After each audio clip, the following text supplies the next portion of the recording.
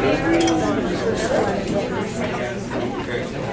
thank you everybody for joining us at the Adler Graduate School Masters Weekend. My name is Samuel Root. I'm the president of the Student Association here. It's been my pleasure to help organize this event from the ground up. And it's going to also be my pleasure to introduce you today to our keynote speaker, Dr. Harold Mosak. Before I begin with this brief introduction, because I know we've come here to hear Dr. Mosak speak, so I'm going to get out of the way as fast as I can. Number one, let's make sure that our cell phones are turned off, folks, please. Cell phones need to be turned off. And secondly, let's give a round of applause to the volunteer staff. We have over 30 here.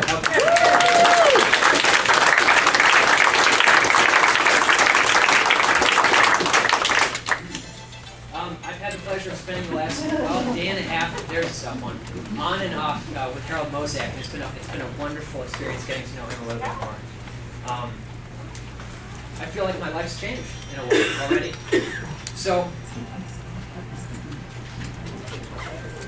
he also told me that if I was to read his CV, his full CV, it would be about 15 pages and take about 25 minutes or so. So I'm going to keep it to about 1.5 paragraphs, if that's possible, and I get out of the way.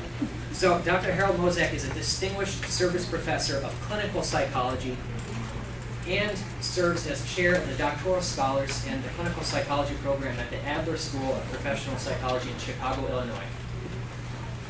Dr. Mosak earned his BA in psychology and PhD in clinical psychology at the University of Chicago. He is a diplomate in clinical psychology of the American Board of Professional Psychology, a life member and fellow of the APA, and a licensed clinical psychologist. Dr. Mosak teaches courses in Adlerian theory and methods, clinical seminars, and a year-long Adler from Scratch series.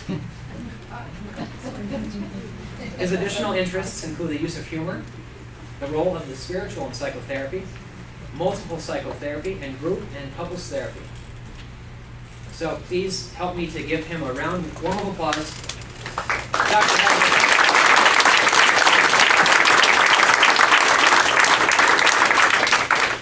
Thank you.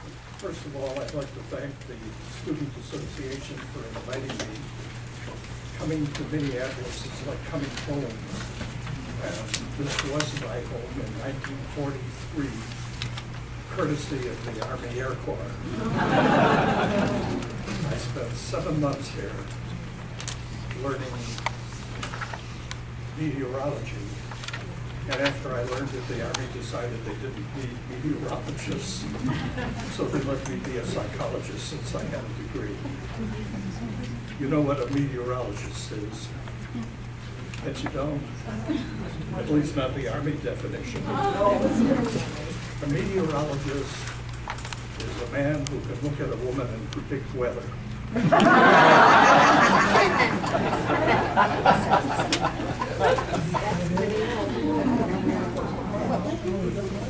So today I'd like to discuss with you the Adlerian psychodynamics of depression.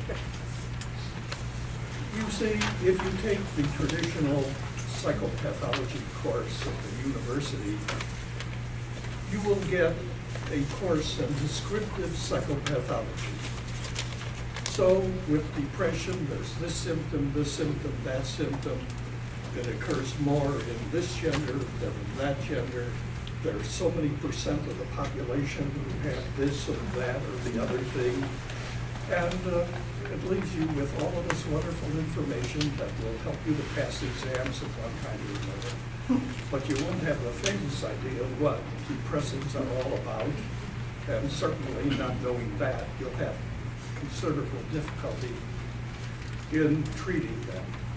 So today, I am not going to engage, except maybe for a moment, in descriptive psychopathology. I'm going to explain to you as best I can what makes a depressive tick. How if you look through his eyes or get into his head, as the expression goes, what you'll see or what you'll find there in his head. In other words, the phenomenological approach to depression. And I will say at the outset that I'm not talking today about all kinds of depression, although the things that I will say will apply to some of the other kinds of depression other than the one that I will focus on. Because there are just too many depressions really to discuss in 2.5 hours. In fact, there are some depressions that everybody but the psychiatrists who compose the DSM knows about, but they don't, the psychiatrists. So let me tell you some of the kinds of depression there are, and then I'll tell you which one I'm going to be talking about. First of all, there's a depression that each of you and I have felt at one time or another in our lives. That depression is called the blues. For some reason or another, known or not known, you don't feel quite right, you feel down. And usually it goes away in a day or two, that kind of thing.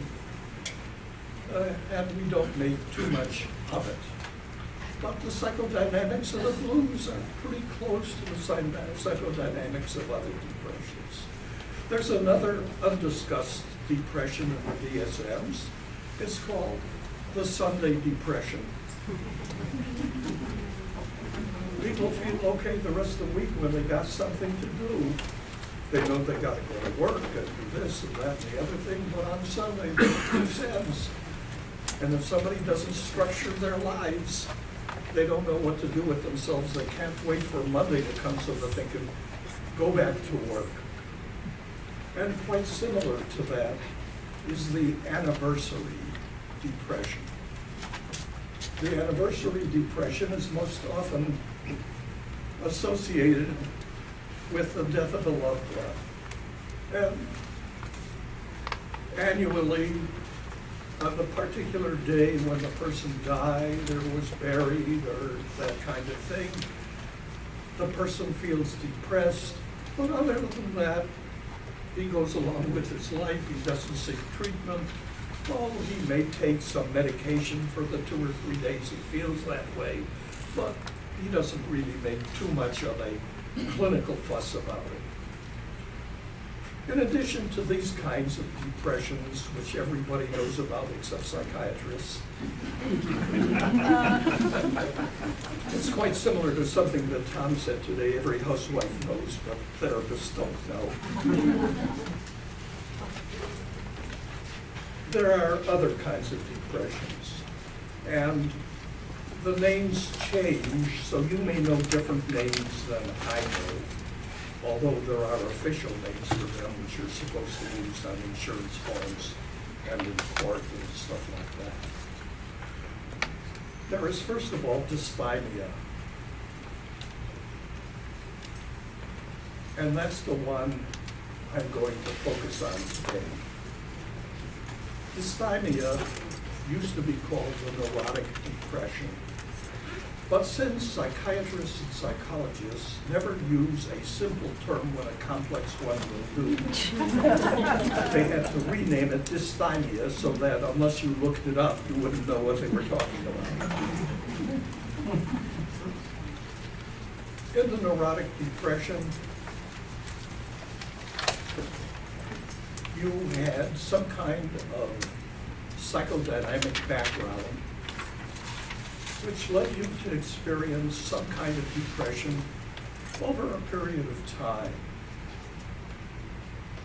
And you couldn't easily shake it off like the Sunday depression or the blues or that kind of thing. Another depression was the major depression. And the major depression is more severe and lasts a bit longer, and it's more difficult to eradicate. But the psychodynamics of that are very, very close to the psychodynamics of dysthymia too. Then there's the depression, which occurs in the so-called manic depressive psychosis, what we today call the bipolar disorder. And then there is the situational depression. You wouldn't have it if you didn't lose your job or your dog died or your spouse decided to divorce you or some such thing like that. And presumptively, if that situation were to change, you'd lose your depression. So if you got another job quickly, you'd be undepressed again. Then there is something called, among other terms, the postpartum depression. It's associated with giving birth. And some people feel it is a psychogenic depression. It's caused, if you think in terms of causes, by some kind of psychological phenomena. Some people feel that it may be hormonal or some such thing like that. There's also the geriatric depression. And some people feel that this results from a sense of isolation. I'm going to be 86 in a couple of weeks, and I have almost no friends. They've all died. You see. And where before people called and we did this and that and the other thing, now nobody calls, except my family. So some people feel that this is psychological. Others feel that it has to do with some kinds of brain changes which affect serotonin levels or something like that, and the person becomes depressed. And I won't go into that either, but I want to indicate that there are a wide variety of depressions. And today I'm going to talk with you about dysthymia.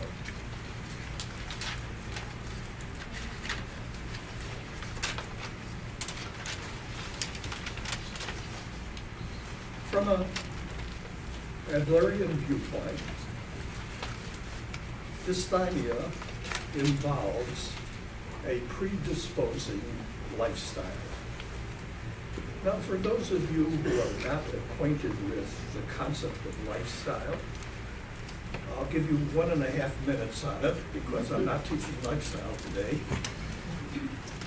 But in growing up, people, kids, look around the world, look at themselves, and they come to certain conclusions about the world and about themselves and the relationships they have with the world and the world has with them. And these convictions, if you want to call them, these conclusions, fall into 4 categories. Now, you will read in the Adlerian journal articles like 3 or 5 or some such thing like that, and all of that erudite stuff is just plain nonsense. It boils down to how many slices can you cut a pie into? No, I use 4. I have colleagues who use 3. I have colleagues who use 6. And they're all saying the same thing, except they cut different slices. So don't get into an argument with people that, gee, Dr. Mosak says there are 4, and you're saying there are 3, so one of you's got to be wrong. The first set of convictions is the self concept.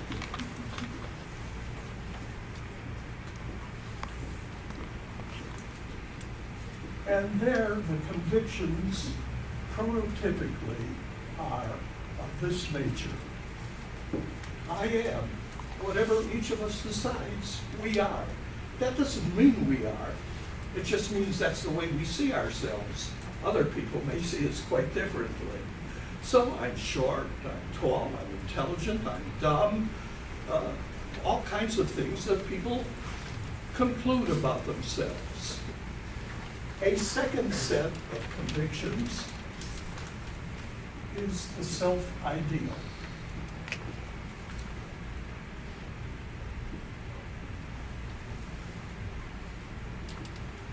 This term was coined by Adler in about 1912, and Carl Rogers, for those of you who've studied his theories, reversed it and calls it the ideal self.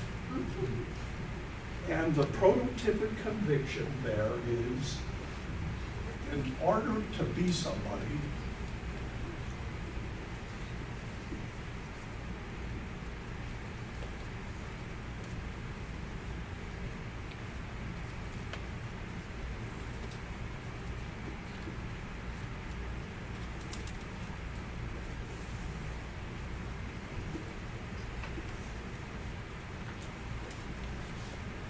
I must be or do whatever the person feels he has to do in order to be somebody.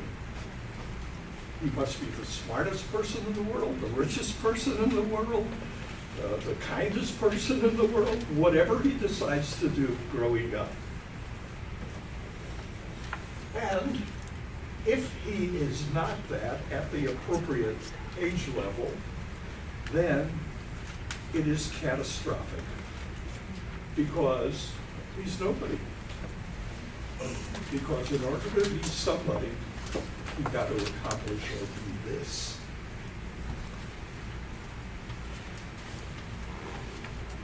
So in this category, you see all the long-range goals of the individual. Then there is a group of convictions called the Weltbild. Adler's term, literally translated, it means picture of the world. And here there are a number of subcategories. First of all,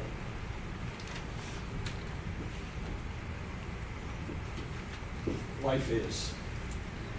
It's a bowl of cherries, it's dangerous, it's what you make it. People have all kinds of ideas about what life is all about. The second, and Adler introduced this into psychology,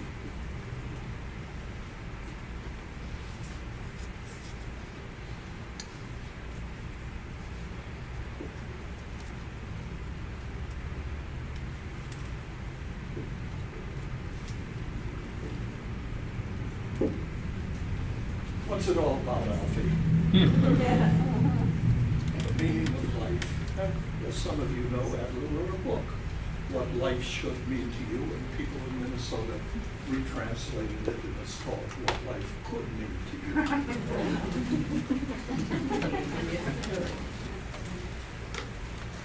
You. In addition to that, there's a category of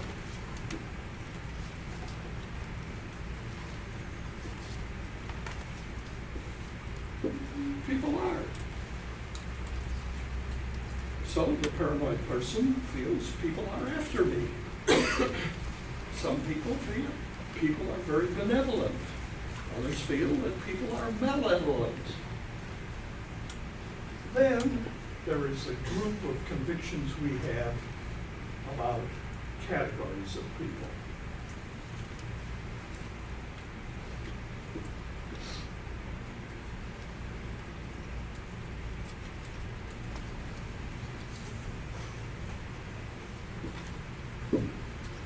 All redheads have temper. Men are this, women are this. You can't trust anybody over 30. Children should be seen and not heard. I'm giving you a few of the cliche ones, etc. Jan Cassius has a lean and hungry look. Such men are dangerous, Shakespeare tells us. And we have convictions about varieties of people. Then we have convictions about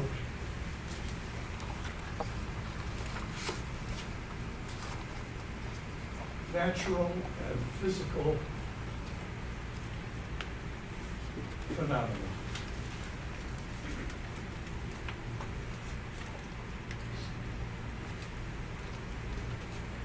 So people speak of a sailor sky. If I ask you to look out the window and say, you think it'll rain, your answer will tell me what your conviction is about natural phenomena. You know, there are no clouds in the sky and you need clouds to rain or some such thing like that. And there's still people who believe in a flat earth. And And then there are institutions, convictions about them, about education, about religion, about capitalism, about communism, whatever. And these develop, you might not realize this, in non-sophisticated form. They develop very early in life. So I was interviewing a 9-year-old kid at a school outside of Chicago, and I asked him, what's so important about going to school? Oh, it's very important. Well, tell me, what makes it important? Well, if you don't get to school, you won't get an education. Well, so what's important about an education? Well, if you don't get an education, you'll grow up to be a janitor. Now, that's not a sophisticated conclusion, but it's very, very obvious that he has some idea about the value of education. The fourth category are the ethical convictions.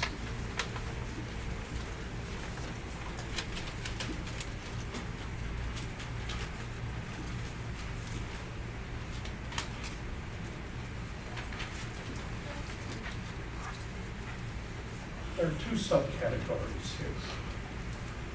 And these ethical convictions are your convictions, not the convictions of society. You see. So the sign on the highway may say 55, but your ethical conviction may be 5 over doesn't hurt.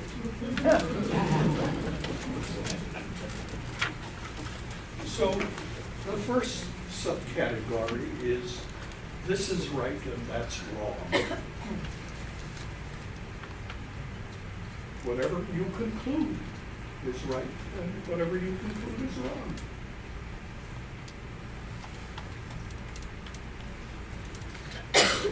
The second subcategory refers to the consequences of doing right and doing wrong. If you're a good little boy or girl, Santa will leave something nice in your stocking. If you're a bad little boy or girl, he'll leave a lump of coal in your stocking. If you talk, you'll wind up in the principal's office. And we have certain convictions about what happens if you do the right thing. Virtue is its own reward. And we have similar conclusions about what happens if you do the wrong thing. Now, all of these convictions which a person has starting in childhood, and those are you who were in Tom Wright's program this morning, saw Adler speaking about this and saying they develop about age 4 or 5 and become rather fixed at that time. All of these convictions which a person has, Adler called the lifestyle.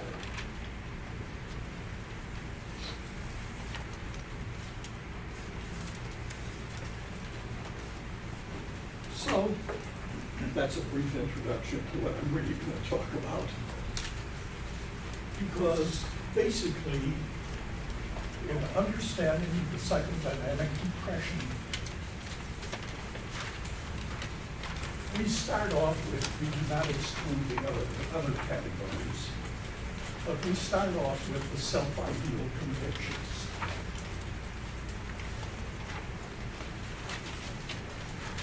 And if you are going to be vulnerable to depression, you have to have 3 convictions.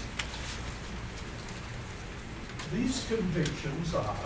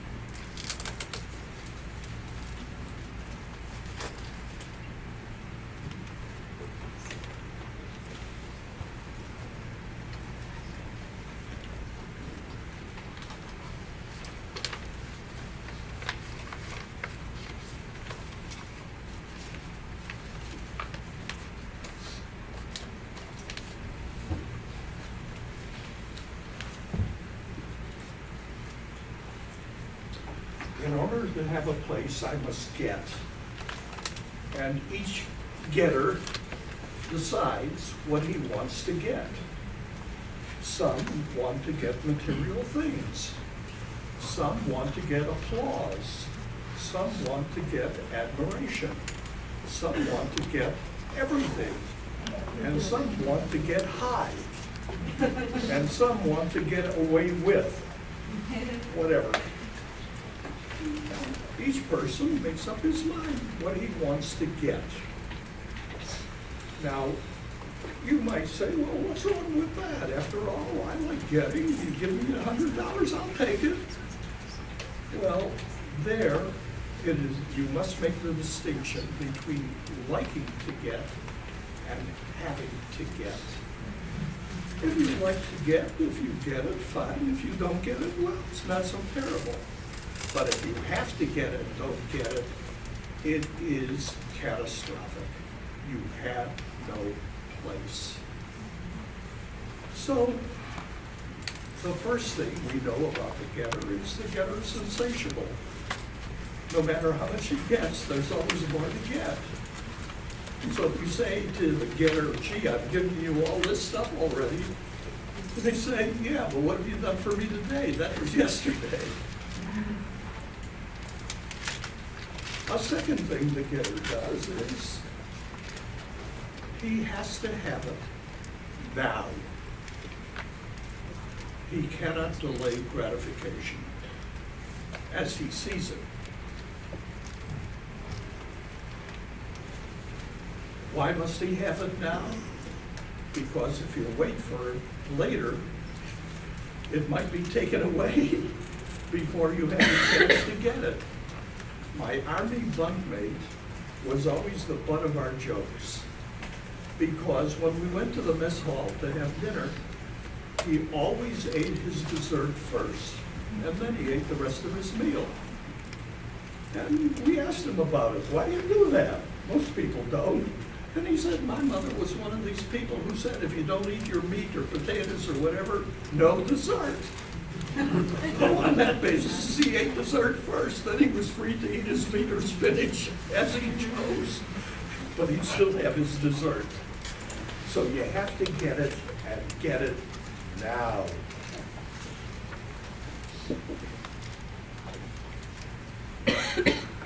Now, many people feel that the worst thing that can happen to a getter is not to get. And that is pretty bad. But there's actually something worse.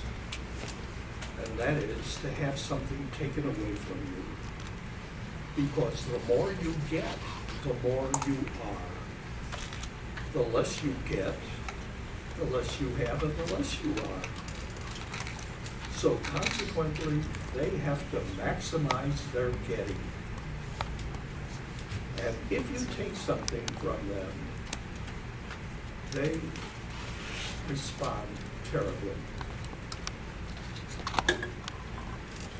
You can see little kids in training for this. Two kids are playing, one has a lot of toys, the other one reaches over and takes a toy, and the first one pulls it away.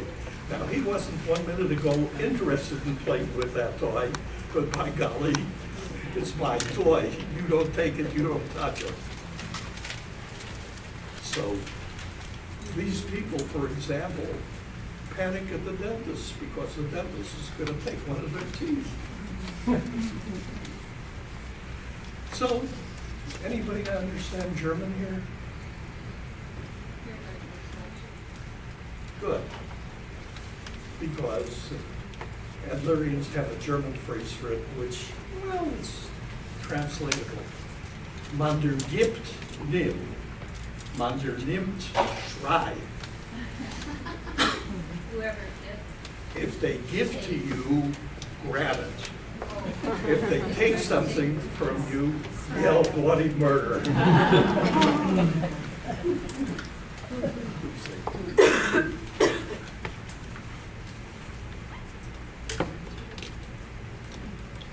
So, they operate by what the Freudians call the pleasure principle, which doesn't mean pleasure seeking, but the inability to postpone gratification.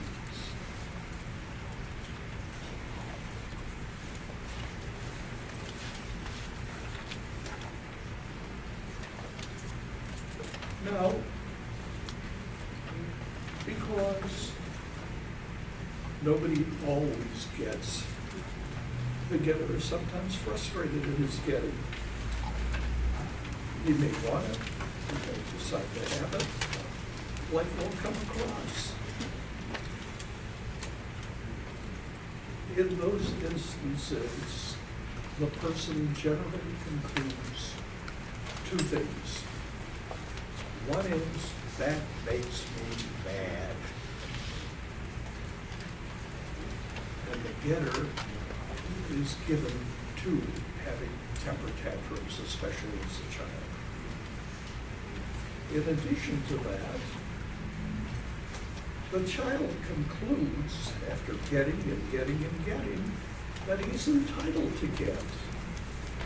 And therefore, when life prevents his entitlement from coming true, he develops the well-built conviction that life is unfair. So you find these two underlying convictions.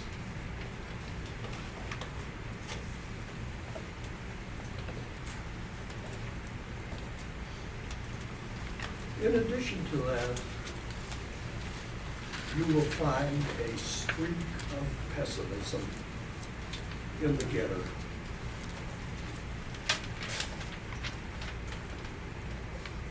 Eat, drink, and be merry, for tomorrow we die.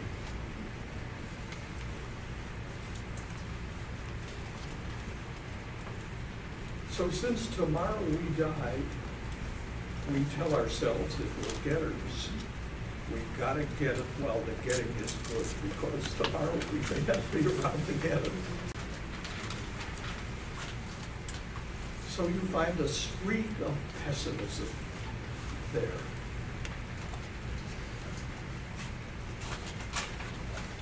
So you can already see that the pessimism, the unfairness, the anger, etc., are general components in the depressive's formation. The second conviction is, in order to have a place, I've got to be good, always good. Somebody translate that?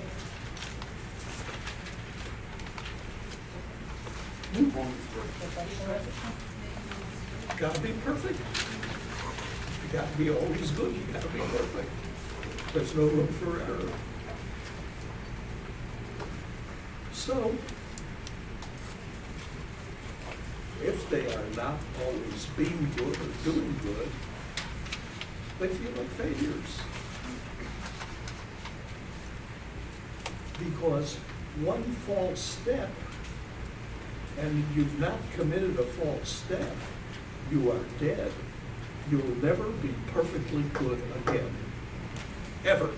No matter how good you are and no matter how good you try, you'll never, ever be good again because you've committed sort of one sin.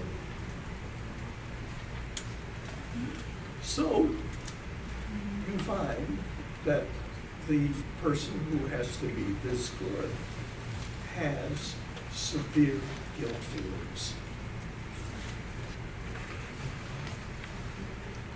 Let me show you why.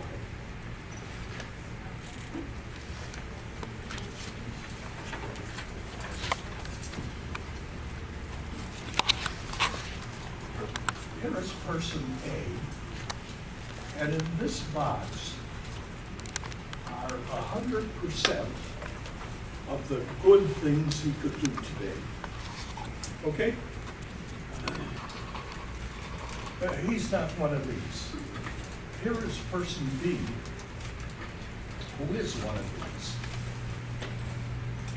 And here are 100% of the good things he could do today. Now, A, not looking at the world this way, says, if I get 75% in the good direction, I'm okay. So he sets his standard right here at 75. If at the end of the day, he totals up his good acts, etc., and there's 75, His self-concept is, well, I'm a good person. In fact, if he does 76, he feels positively virtuous. But here's person B, the kind of person we're talking about here. He, of course, has his standard right there. Now, at the end of the day, he totals up the good things that he's done during the day.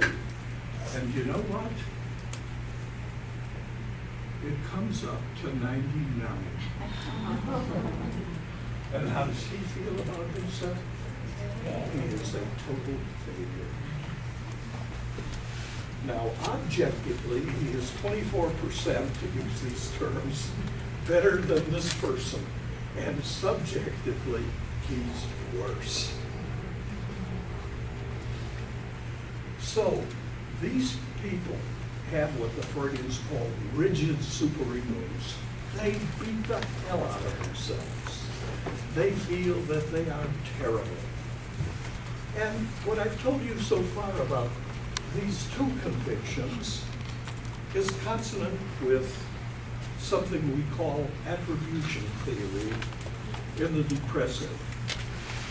The getter feels, damn them, they stand in the way of my getting. They take away from me. They're unfair and all of that.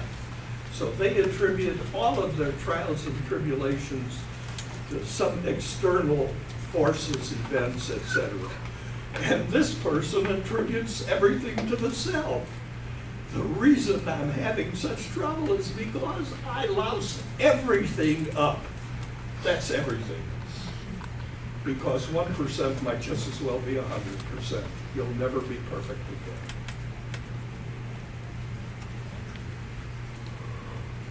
So, the be-gooder or do-gooder makes life awfully difficult for himself.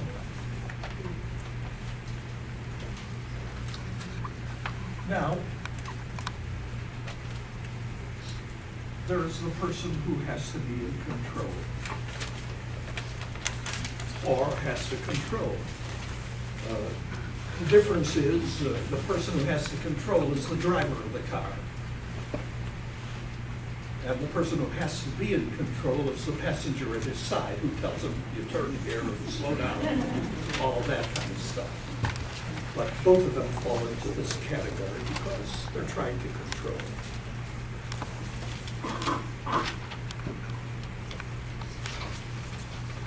And the controller, like the getter,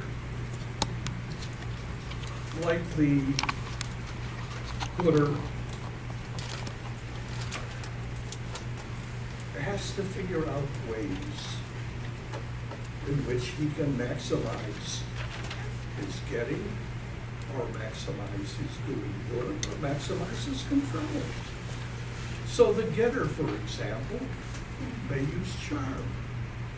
We say at some kids they can charm the gold out of your teeth.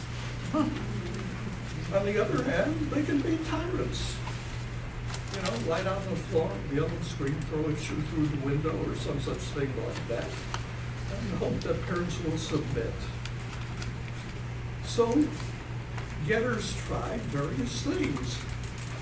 Some will only have one pattern. If you frustrate me, you're going to pay for it because I'm going to have a temper tantrum like you've never seen. And others are more flexible and they decide, well, if charm will work, we'll charm. And if manipulation will work, well, we'll manipulate. And if a temper tantrum will work in this particular situation, well, what's wrong with that? And the person who has to be good will also figure out, you could be good this way, or be good that way, or do this, or whatever, and act that way. The person who has to be controlled also figures out ways of being in control. So let me tell you some of the ways that the controller can be in control, as I told you about the others. First of all, he learns the use of voice.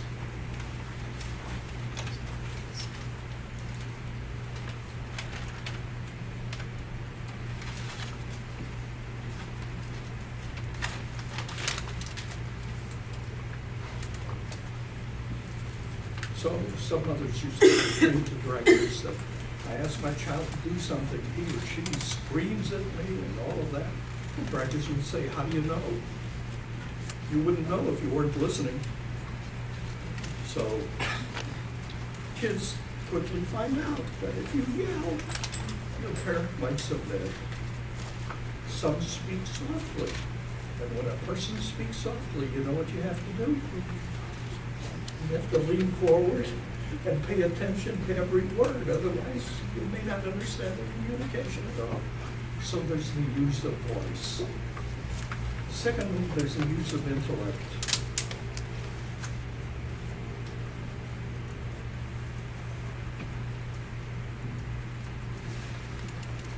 So the more you know, the more control you'll be. And I was always amused at the University of Chicago when I would see people who probably did not work a day in their lives. They were eternal students. And they got out the catalog and took one course after another course after another course, and after that another course. They never did anything but go to school. And someday, when they knew it all, maybe they could go abroad in the world and do something, whatever that might be. So you have the eternal student. Secondly, they're the trivia collectors. They pick up all kinds of stuff that makes them wonderful contestants on game shows. And may even give them some fame as having won $100,000 or $1 million or whatever. What they know, again, may not serve them well in the world, but at least they've done this. Then there are the people who intellectualize. And in that way, keep control of the situation. You see, when I see a patient, I might ask them, have you ever been in love? And they say, yes, no, many times. I once thought I was in love, but it turned out I was. Some answer like that. But not the person who wants to be in control through intellectualization. His reply to me, and to you if you deal with them, is, let's define our terms. And then they will talk about Nietzsche and Schopenhauer and Jesus and Eric Fromm, etc. You'll never find out whether they've ever been in love, but you'll know all about love.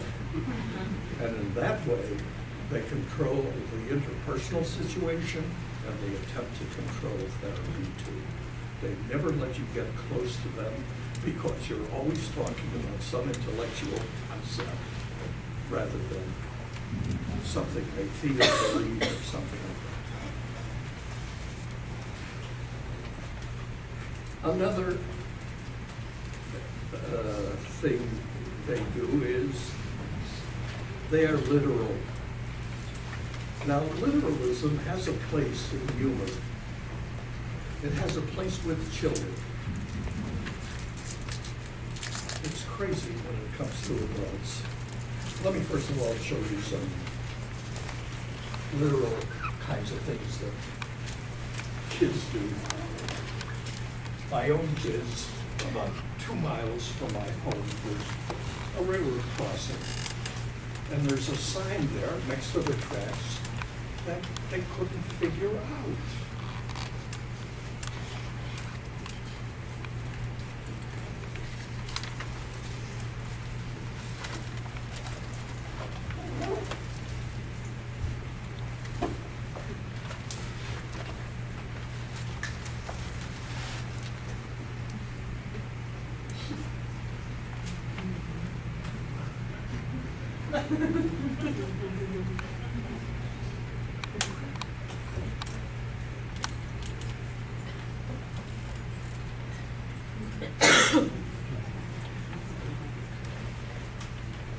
Daddy, if fast trains don't stop on the tracks, where do they stop?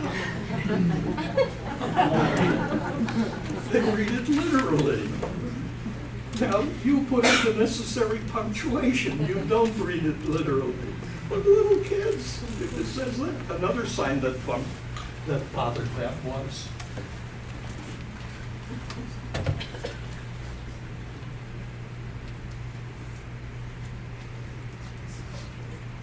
are there any fast bumps too?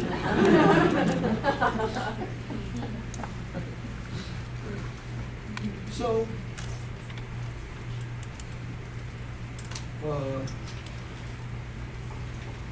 you find this kind of literalism in children, and you find it in some forms of humor.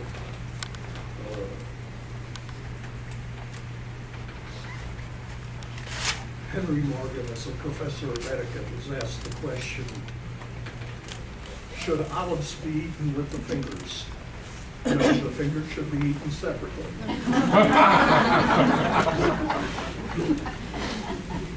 Now, you laugh, it's funny, in humor. But there I was doing couples therapy with a couple where he didn't want to be there. He was so discouraged. She forced him to come. And she was now going to make him talk. And finally he submitted and he spoke. And he said to me, Doctor, there's no living with this woman. Just no living with her. 24 hours a day, she nags. She turns to me disgustedly. You see what I have to put up with, Doctor? I said, no, I'm not sure I do. Would you explain it to me? She turns to him and she says, you tell the doctor the truth. Do I nag you when you're sleeping? She has said 24 hours a day. There, it's not so funny. It's no great surprise to me that they never came back. Because he wasn't going to come back. He was, as he saw, a losing situation from which he couldn't extricate himself. So there are some people who are very, very literal and control situations that way. And then there is talking beside the point.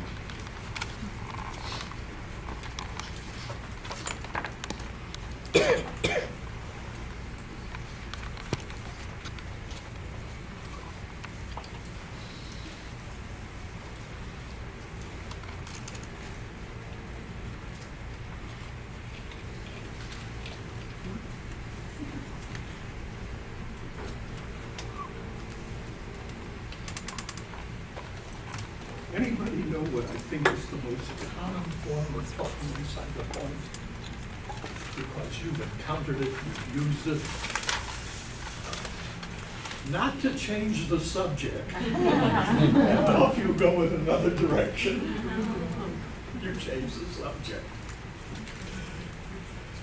And this too you see in humor, where people change the meaning of a word so that now you're talking about something else other than what you were just 1 minute ago talking about. This story, which I wrote in my book on humor, Haha and Aha, the role of humor in psychotherapy,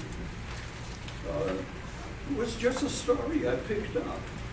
And then I discovered, reading a Freudian history, that it actually happened at a Freudian dinner. And here's this very, very formal dinner. And the man has eaten too well and suddenly feels the urge to burp. And he doesn't want to do it, so he keeps swallowing it down and swallowing it down. And finally, it erupts. And the stuffy man sitting across the table from him is enraged, and he says, "Sir, how dare you belch before my wife?" He said, "Gee, I didn't know she had the first turn."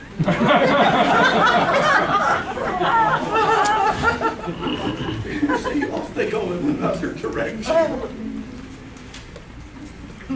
So these are some of the intellectual kinds of maneuvers that these people use to control whatever happens to be happening in the situation right now. Others try to control money.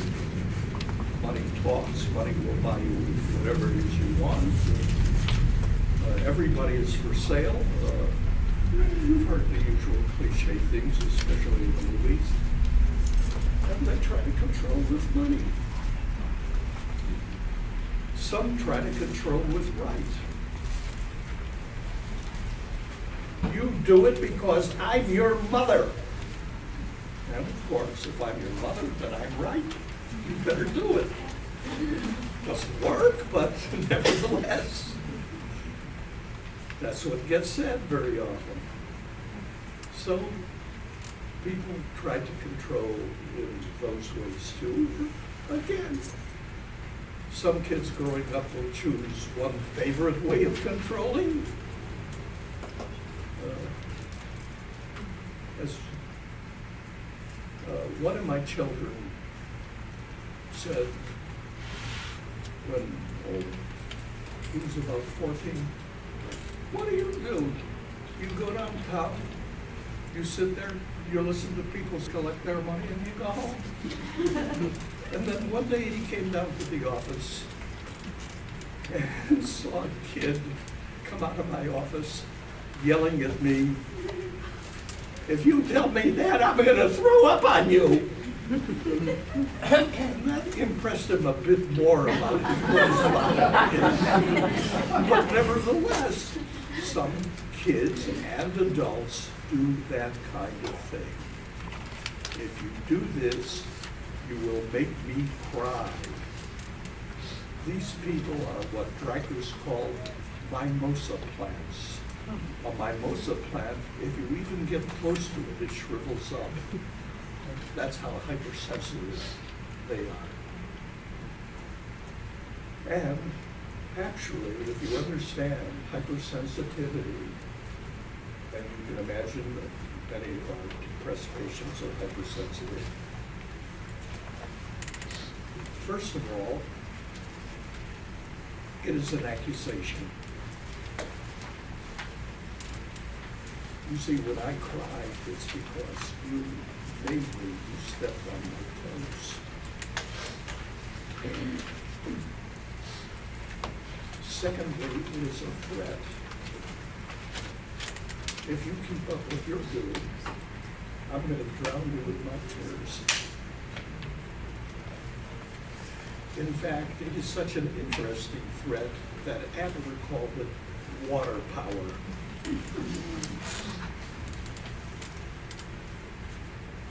And while the depressive, who is a controller, feels that he's weak and helpless in the face of his depression, with his hypersensitivity and his crying and that kind of thing, he's a very, very powerful person. If you don't believe he's powerful, try to treat him easily. You're going to have a rough time. So, each one of these convictions by itself could help a person be vulnerable to depression when the right time comes, some external event which precipitates the depression. But if you take them two at a time, it makes the depressive move even worse. Let's take the first two. I must get, and I must be good. I call that the chocolate bar conflict. There's a fancier name in psychology books. Use that one to pass tests, but use this one to understand. The chocolate bar, what? Chocolate bar concept? Conflict. Conflict. Now here, I have a chocolate bar, okay? And I'm a nice fellow. I'm not one of these people, okay? I'm a nice fellow, and I'm going to share my candy bottle with you. So I don't have to be absolutely good and break it, exactly in half. I take it and I break it in half and I say, here, have a piece of chocolate. Now, one piece is larger than the other piece. Which one do you take? Well, if you're exercising the getting, naturally you're going to take this one. But then you won't be very good. After all, it's my chocolate bar. I was generous enough to give you a piece. But if you take this small piece rather than the big piece, you're being good, but then you kick yourself because, gee, I could have gotten so much more chocolate. So you can't take either the big piece or the small piece. And you know what some people do to get out of this conflict? No, thank you. I don't think I'm interested in chocolate today. Gotta watch my weight. So, they're damned if you do and damned if you don't. And consequently, they are hopeless. There is no way out.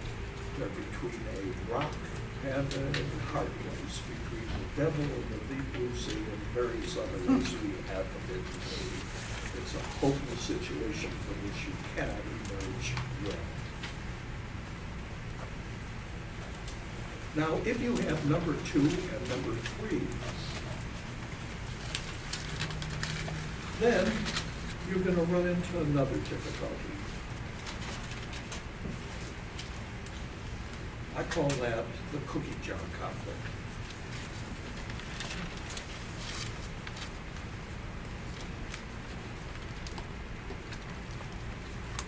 I don't see a problem. Anybody got a wide mouth container? Yeah.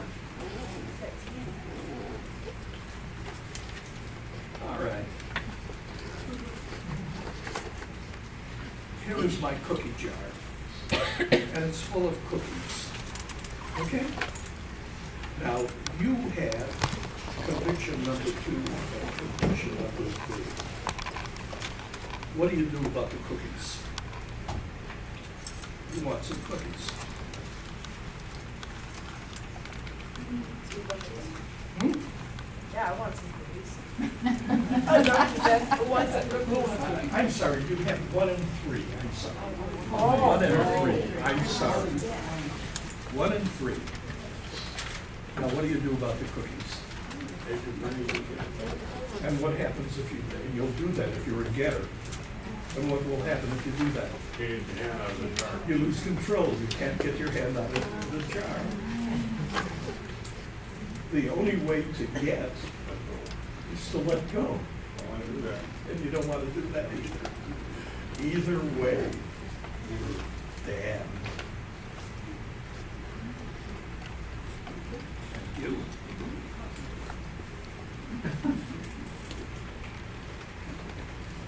So, if you have 1 and 3, and the depressive has them, again, there's no way out.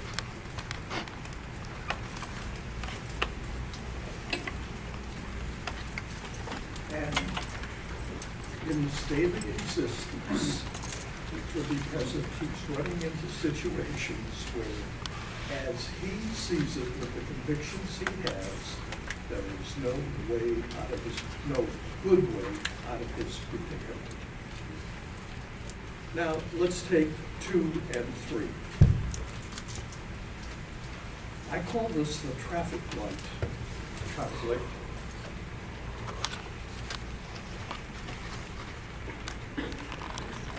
And it's based on a true story a young student of mine told some years ago. He died tragically very, very young. But he heard me talking in class about this, and he said, Dr. Mosak, you're talking about me. I said, how? And he said, well, last Saturday night, I was taking my girlfriend home from the movies, and we had to go through an industrial district in northwest Indiana. not a car on the street, not a person walking, it's just dark. And we came to a red light.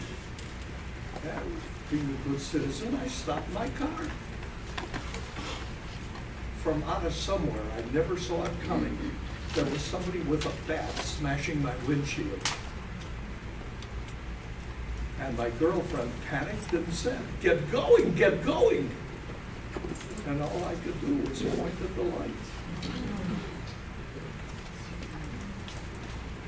So again, damned if you do, damned if you don't. If you want to be good, you're going to be out of control. If you want to be in control, you got to do something which ain't good, like running the light. So individually or in pairs, you can see that the person cannot get out of most situations as he sees it.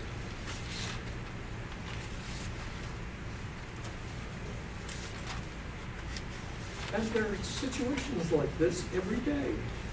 You go to the supermarket and the cashier gives you an extra 50 cents. As a getter, what do? You take it. But if you gotta be good, you gotta give it back. But if you give it back, you haven't got the 50 cents you could have had. And that's important if you're a getter. And these situations come up sort of all day, every day, one kind or another.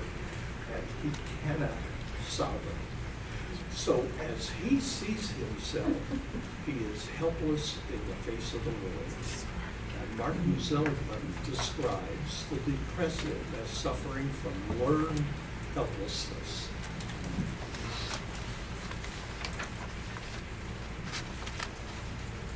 I can't do anything about my life, and even if I tried to do something about my life, it wouldn't work because life would screw it up or I would screw it up or something, but it ain't gonna work no matter what.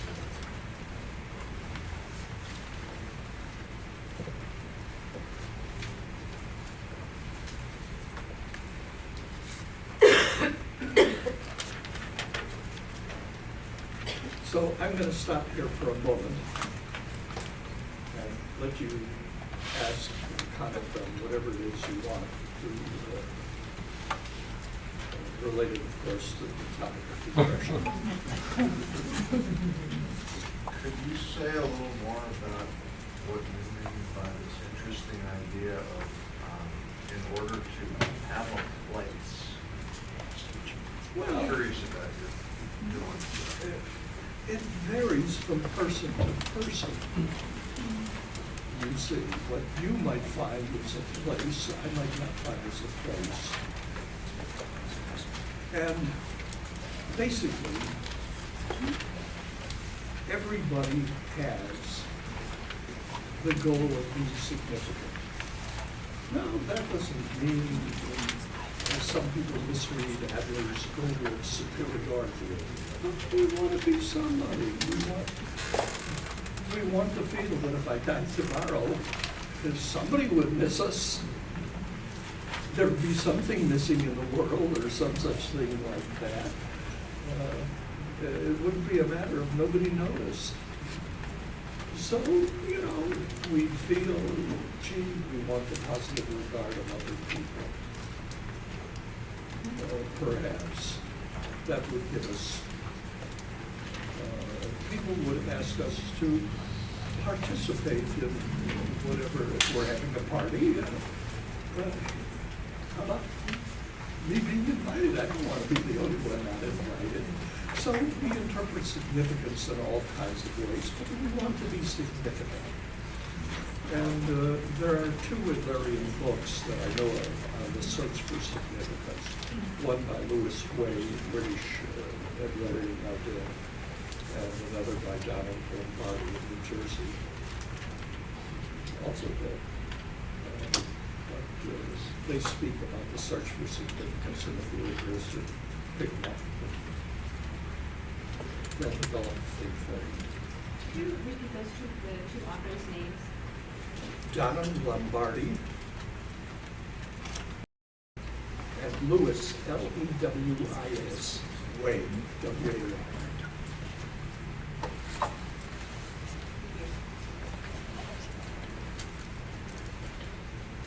Anything else before we move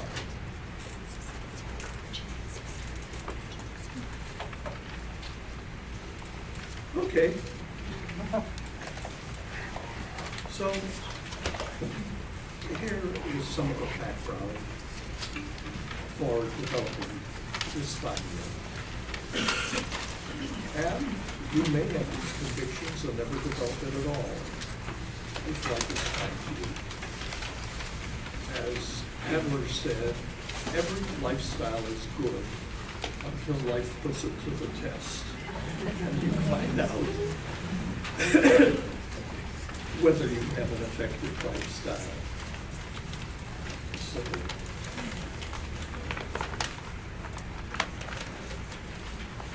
these merely make you vulnerable, predisposed you, as you would say, but it doesn't have to. So, if you get a depressed patient,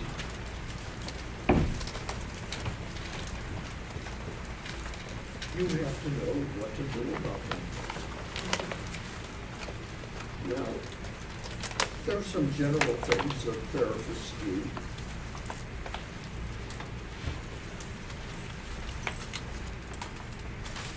One is, many therapists use medication, they use drugs.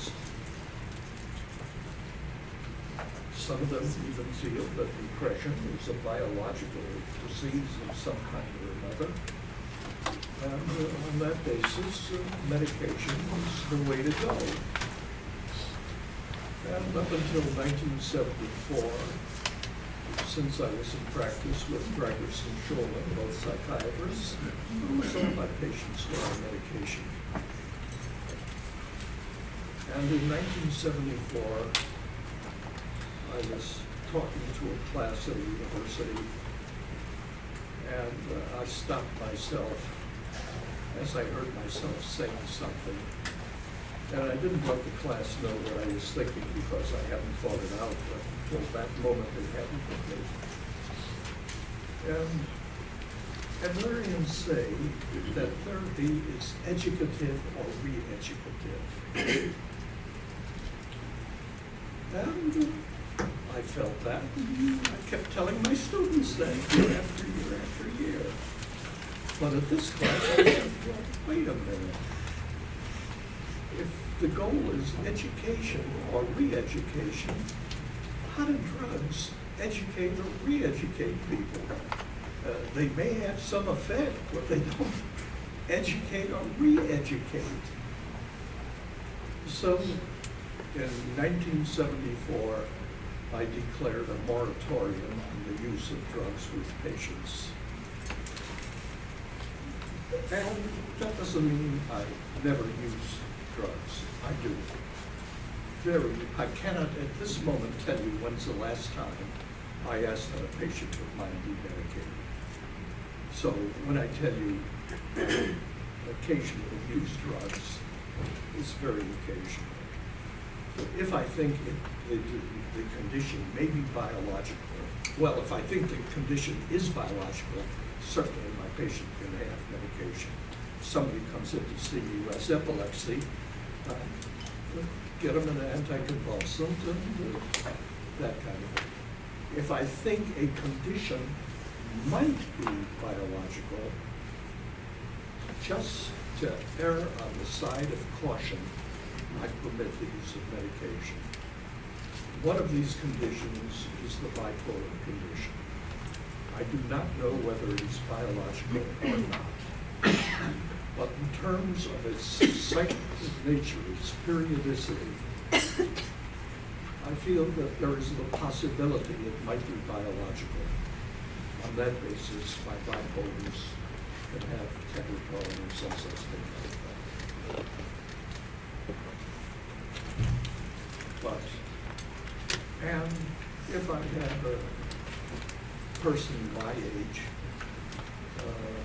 who's suffering from depression, I'll let him have medication, because if I engage him in therapy, by the time he's through with therapy, he'll be dead. Maybe he didn't use any of the lessons we might teach him.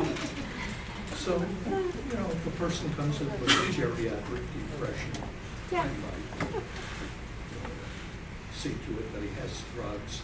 I may do some superficial psychotherapy with him, but I generally will let him have drugs. But drugs are very, very sparingly used by other Adlerians, especially medical people, used quite often, with whatever success they have. Second, because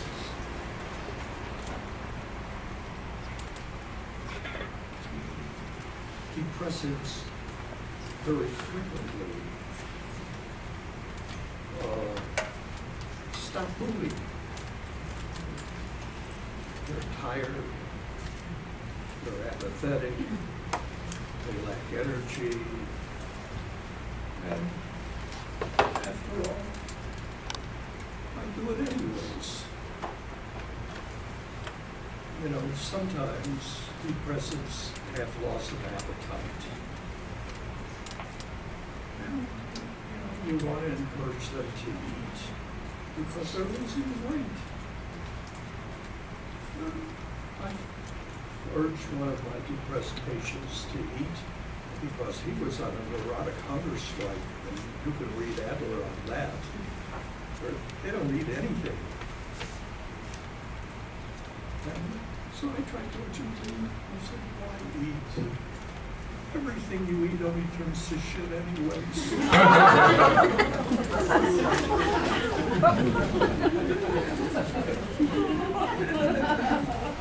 So, what's the point of doing anything? Because life is hopeless. I wish I could die.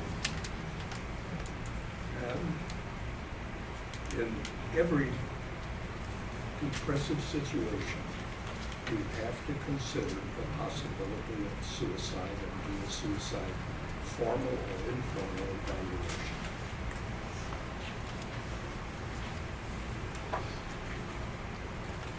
So given that they don't want to move around, studies indicate that the prescription of exercise helps some people with their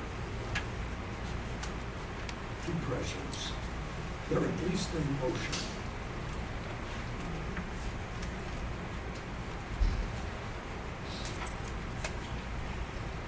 So, I don't know that exercise will cure depressive, but it may get them even in a position to use enough energy to talk to you, because sometimes they won't even talk to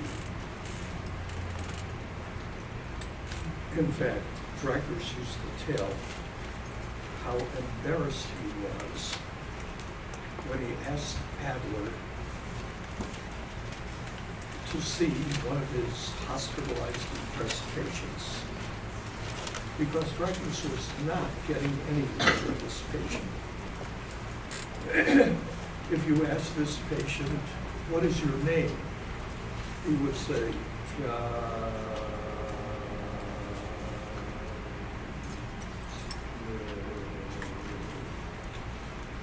Dreikers might get 10 words in an hour, but not really very, very much. And he didn't know what to do about this patient, so he asked Adler to come to the hospital with him and see the patient with him. Adler walked in and said, what's your name? And the patient said, and where do you live? And Dreikers was so embarrassed, you ask a man a question, the police ought to wait for an answer. And pretty soon, Dreikers made an interesting discovery, that the patient started to speaking at a rapid pace because other than that, he couldn't keep up with Adler's questions. So we do things to stimulate energy.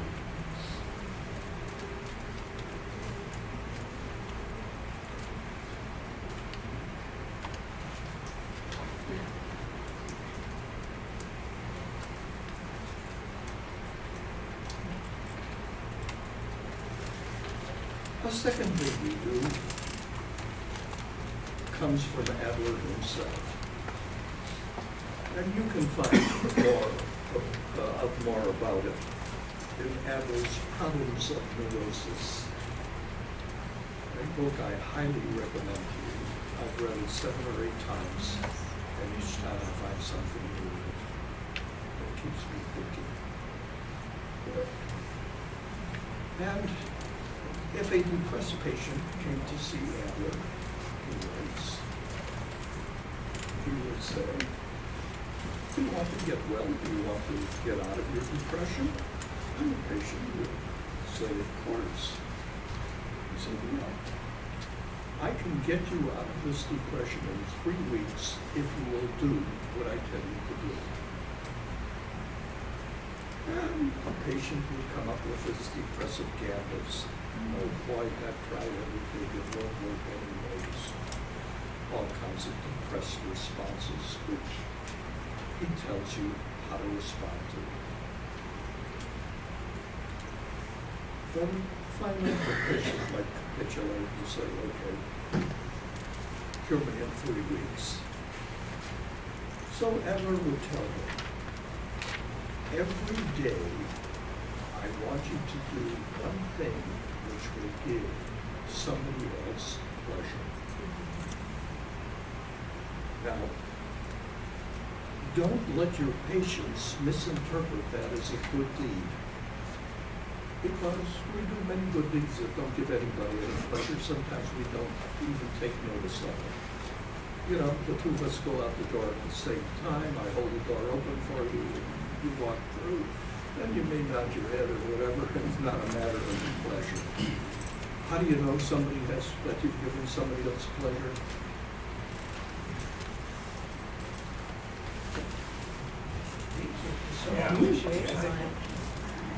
And smile. In other words, you've got to get the other person to smile.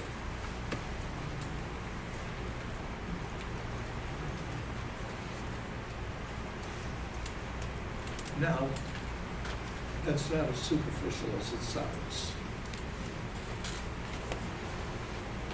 You see, there are several objectives in Adler's prescription. The first is, if I get you to smile, smiling is contagious. You usually smile back. If you smile back, you're in trouble. You may lose your depression.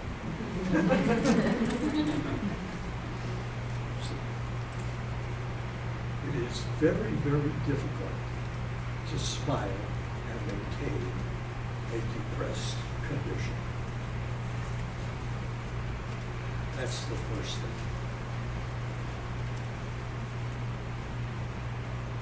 Incidentally, I use that in couples therapy because some people come home and they know what to expect. He'll tell me about his bad day at the office. She'll tell me about how the kids went and did this and that and the other thing. And each on his side of the door knows that there's going to be trouble the minute the door is open. No, I tell them, when you hear the other person putting the key into the lock, both of you put a smile on your face on each side of the door. It's pretty hard to fight with somebody who is smiling at you. So Adler prescribed this because smiling is contagious. And if somebody smiles at you, you will probably smile back. A second thing, for those of you who've studied depression, depressives are notoriously egocentric. That's a fancy term for what I call having your eyes glued in backwards. So all you see is what is in the back of your head. You don't see the world in front of you. So the depressive is not concerned with the world. It probably is unfair. all of that kind of frustrating. All I know is, my hurt, I want to cry, I want to die. Why don't I get better? It's taking so long, nobody's helping me. They engage in this kind of obsessive rumination. Here, with Adler's prescription, every day you have to take into account somebody outside of you.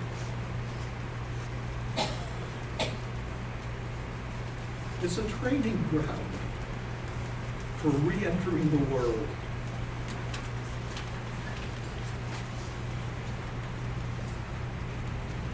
And the third thing, if I can make you smile, then I have a certain power, a certain kind of control. Because if I can make you anything, I have power.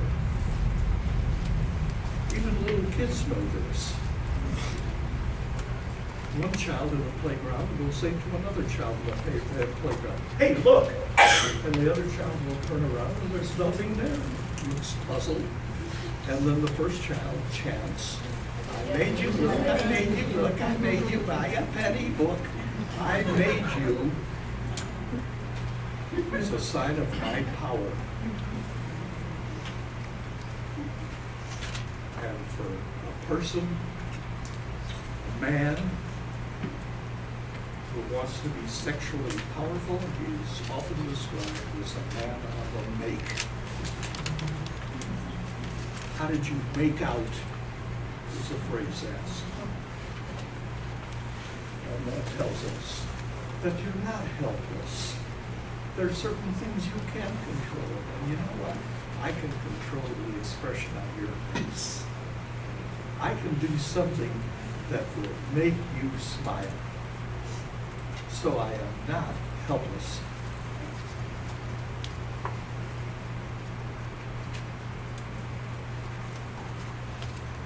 So this was Adler's prescription. And he describes the various gambits that patients try. Why should I give anybody pleasure? Who gives me pleasure? And Adler writes that he would say to such patients, well, okay, don't give them any pleasure. But just think how you could give them pleasure if you were inclined to give them pleasure. So you still got to think about somebody outside of you. And it's very, very interesting as Adler describes the various gambits that patients engage in and how he teaches them. And if you use this in treating depressives, you will get the same kinds of responses from patients, and you'll know what to do about them.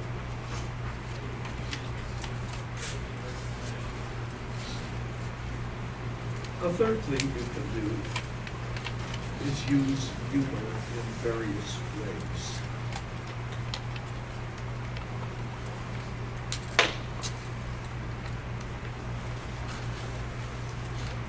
And I describe some of these in my book, Ha Ha, and Ha. And one comes from Walter Bayron Wolf. Bayron Wolf was a young psychiatrist who died very, very tragically at age 35 or something. He translated a good number of Adler's books into English and wrote several himself.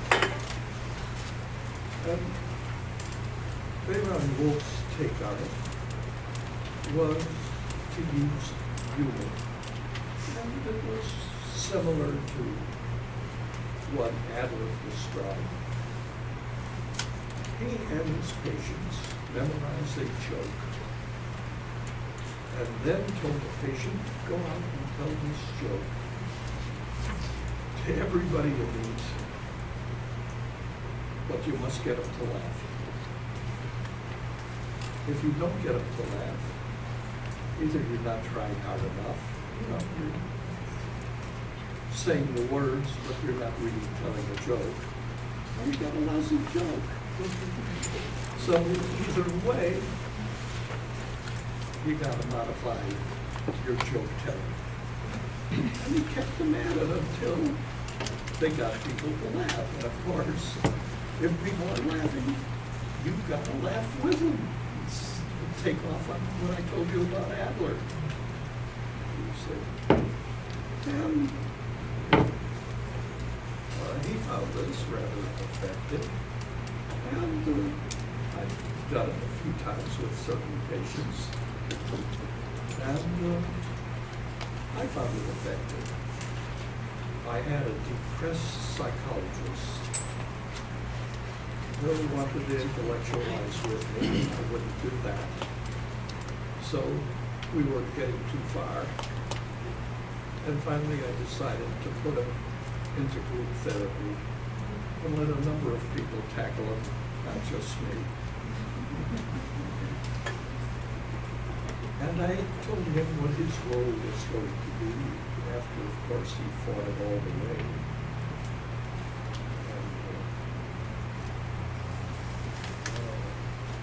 Sam, he's one of those people I use the Godfather chapter about.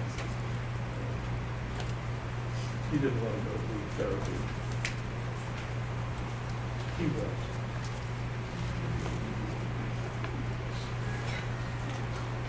Yeah, I use Godfather tactics. I give patients offers they can't refuse. And what I told Sam last night was, well, in this particular case, I wanted him to go to group therapy. I thought it was the treatment of choice. And he objected. He said, listen, you and I have a good relationship, and we talk, and I won't have time to group therapy, then with all of that kind of stuff. Here I get a whole hour with you, there I have to show 6 other people, all of that kind of stuff. And I didn't oblige, and he kept after me to submit and let him stay in individual therapy. And under other circumstances, I might have done it, but when I feel that this is a treatment of choice, I do not budge.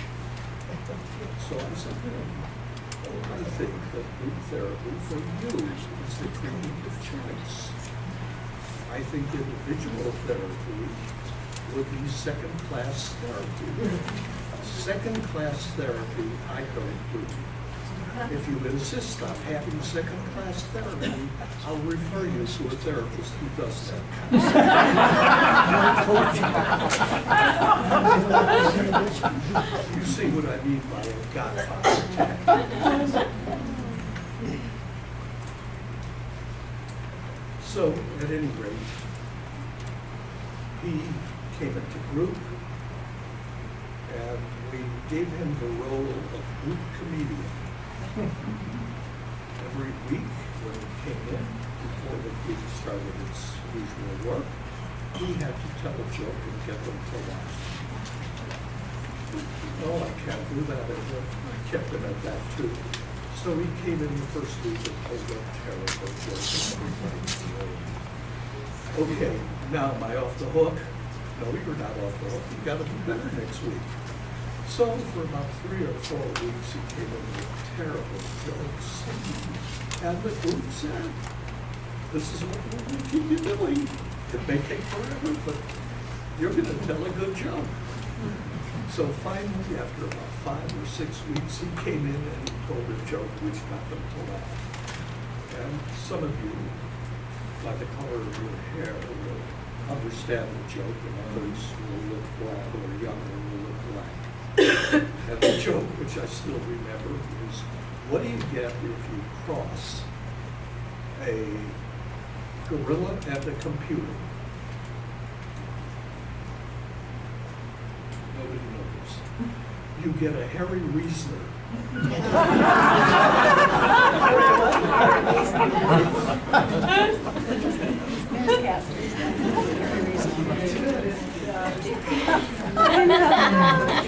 Okay, so how much time do you want me to give you? Maybe 10 minutes? Okay, be back at 4:50.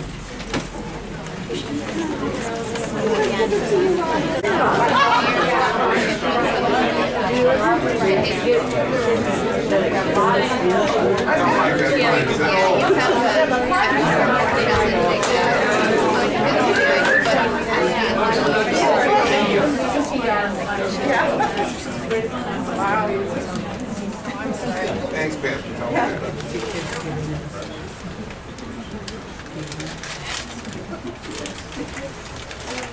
Okay, we use humor in many other ways in camp, unfortunately, because of time. Give you all the ways you can use it. Another thing I do with some impressives is I tell them jokes.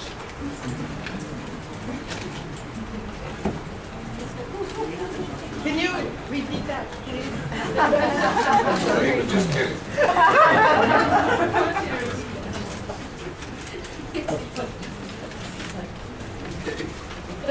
So, at West Virginia University, they asked me to interview 4 patients of various kinds, 2 in the morning, 2 in the afternoon. And the first one in the afternoon was a depressed lady who had been hospitalized at a state hospital there for 18 months. They had her on medication. It didn't work. And she was just deteriorating in such felicity that they felt she might have to stay for a bit. And Adlerians don't think that way. Adlerians are optimistic. And my own personal philosophy in that regard is that everybody can do better than this in this particular way. Everybody are not. It doesn't have to be a patient. You could do better than you would in this particular. So on that basis, I and other areas don't do prognosis, because everybody has good prognosis. Everybody can do better than you would think. So my job is to see how I can help a person do better than they did right now. So instead of drugs and that kind of thing, I have to figure out ways of getting people to be better than they are right now. So here this woman came in. Okay. This woman came in on the stage at West Virginia University. Very labored, walk, a cold weight of the world on her shoulders. And I invited her to have a seat. She sat down. And I asked her whether she had given permission for me to see her. And she indicated yes. And I said, Mary, you've been here a long time. And that tells me that you must be very unhappy. So I'd like to try to make your life a little bit happier. And I could just read the audience's minds. They were going to see something profound. And I said, let me tell you a joke. I told her a joke. She sat there stone-faced. The audience didn't know what to do. They found it a funny joke and wanted to laugh. But on the other hand, here's this suffering woman there. How can you laugh when she is so unhappy, etc.? So except for a titter or two, they didn't laugh. No, she didn't laugh. I said, well, I guess you didn't like that one. I'll have to try hard. I told her another joke. She sat there stone-faced. The audience permitted herself. I said to her, you're making me work hard. Let me tell you another. No reaction, except from the audience. At the 4th joke, she permitted herself to laugh. And when she laughed, the audience bust out in laughter and applauded and all kinds of stuff like that. There was one person, however, who was not laughing and not applauding. I looked at her startled.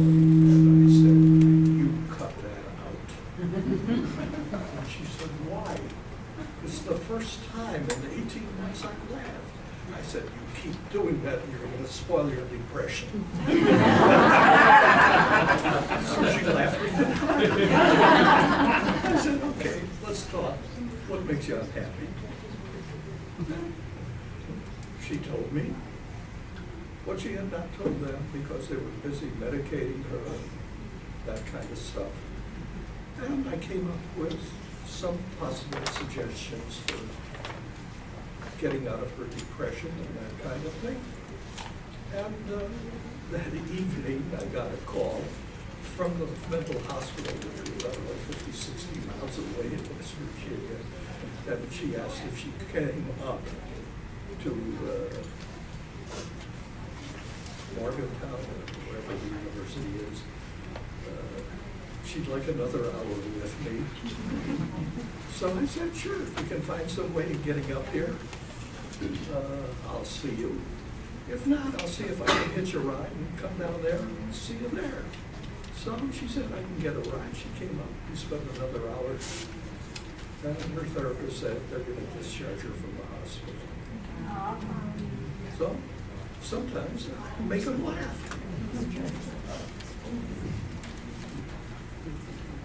So humor has a variety of uses in psychotherapy, not only with depressives, but with other people.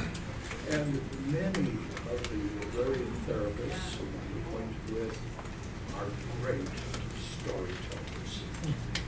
In fact, with the Sept convention, maybe about 25 years ago, the night before the convention, the paper started, they had a cabaret at the hotel in Washington, D.C., and they had 5 Adlerians sitting on the stage telling stories. And the audience enjoyed, the Hyatt Hotel enjoyed, because they sold lots of drinks. And they decided to do it again.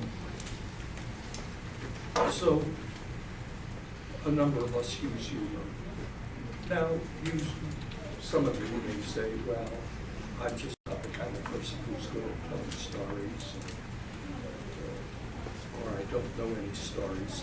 If you don't know any stories, as some of my students many years ago when I wrote the book complained, I have added 150 stories for psychotherapy at the end of the book.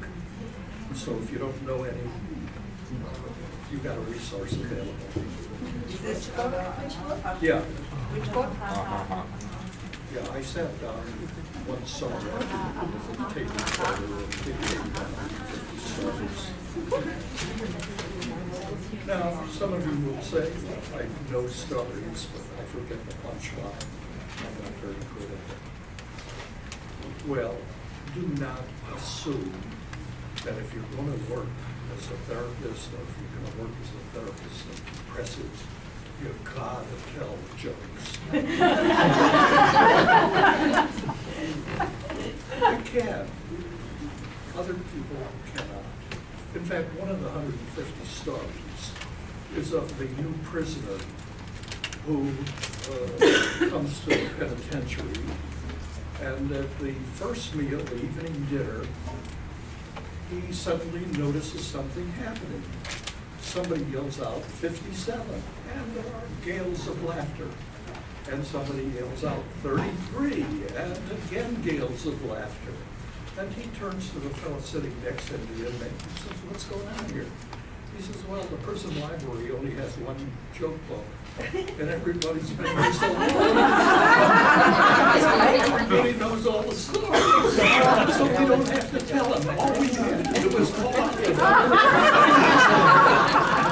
You don't like it, you laugh. So, wanting to be one of the guys, he, after dinner, went to the prison library, checked out the book, and the next morning at breakfast, he was prepared. And sure enough, the joke telling started.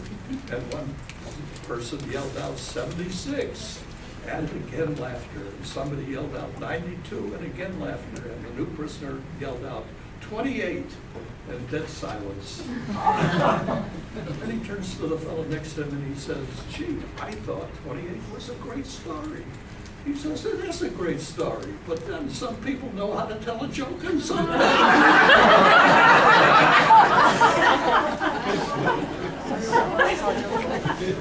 So some people know how to tell a joke and some don't. And if you don't know how to tell a joke, there are plenty of other therapeutic ways in which you can reach patients. And don't try to do something which you should not be doing. And that not only applies to humor, but all kinds of techniques. There are things that I can do that you could never do. And there are things that you can do that just ain't me, and I couldn't do them. I bollocks them up. So use whatever feels comfortable for you. And I'm just saying that humor is one way of approaching it. And if you feel comfortable doing it, do it. If you don't, there are other things to do. Next, I promised Sam last night that I was going to cure everybody here of their depressions. And because I no longer use medication, I had to figure out ways of helping depressives. So I figured out a way, which is a Godfather tactic,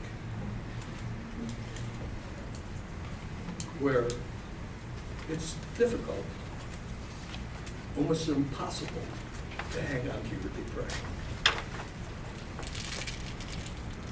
So, if you will put your papers, your writing instruments down on the floor someplace.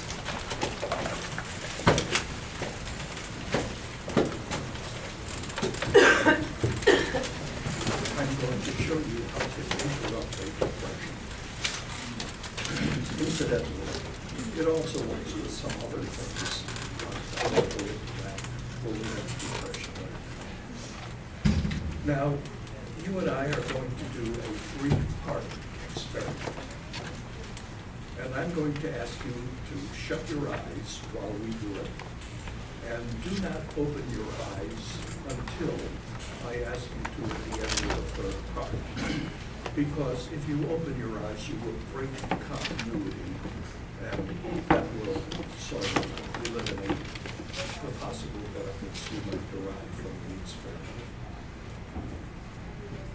So, I'd like you to shut your eyes and put yourself in a comfortable position in your chair. And I would like you to think back to some happy memory or event in your life. I don't care whether it occurred last week or when you were 2. The time period is not important. The important thing is that it is a happy memory. You were a success. You were loved. You won first prize. It was a beautiful sunrise or sunset or some such thing like that. And instead of merely thinking of it in terms of words, I would like you to watch it in front of your eyes as if you were watching it on a TV set. And I'd like you to watch it from beginning to end, attaching to it the feelings you had at that time in the past, not today, when this event occurred. And when you're through, keep your eyes closed, but put a finger up in the air so that I'll know you're through, and when everybody is through, we'll go on to part 2. So, think about it, watch the film, remember to attach the feelings that you had at that time. Remember how great it was. You couldn't have been happier.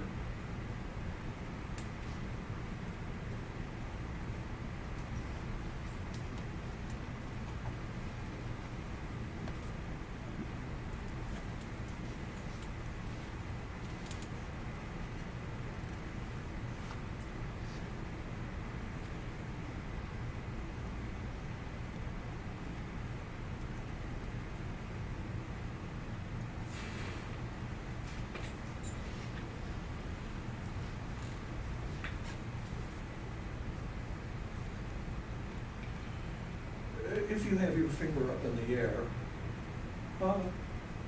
look at the tape a second time while we're waiting for the others to finish up.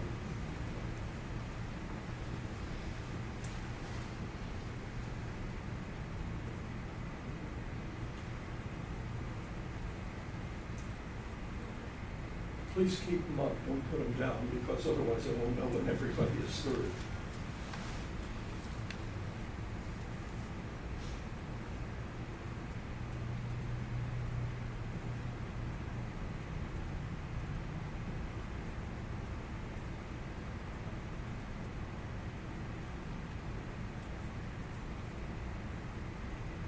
Some people got long knees.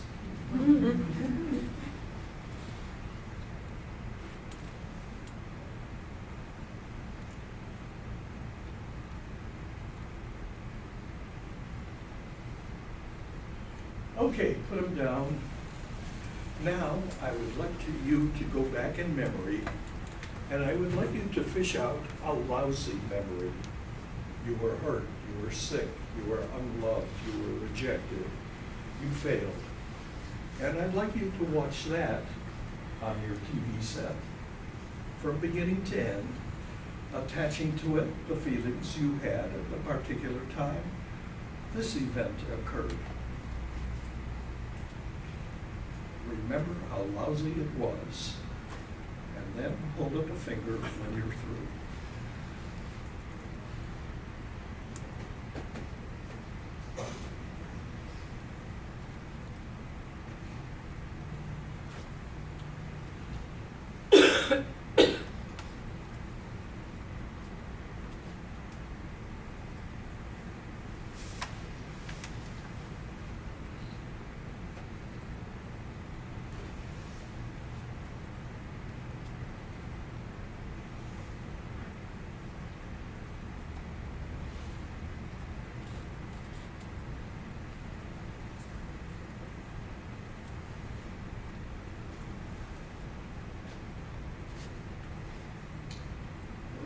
I think we're waiting for one person. Okay, put them down. Now I'd like you to go back in memory again, and I would like you to fish out a memory of a happy event again, and watch it from beginning to end. If you absolutely cannot come up with a second-hand memory, then repeat the one you had in the first go round. And when you're through, hold up a finger so that I know you're through. Remember how great it was.